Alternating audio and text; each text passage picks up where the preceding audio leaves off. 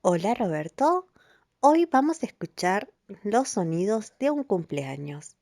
Vas a prestar atención y solamente vas a pintar los sonidos que vos podés escuchar.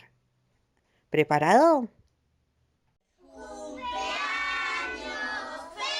feliz, que seamos aquí.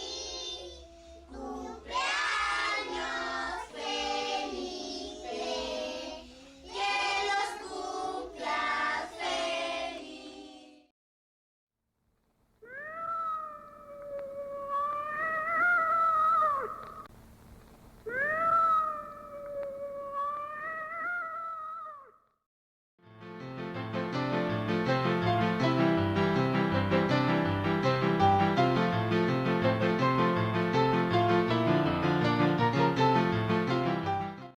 Espero que te haya gustado la actividad de hoy y te mando un beso muy grande y voy a estar esperando tu mensajito o tu audio para ver cómo te fue.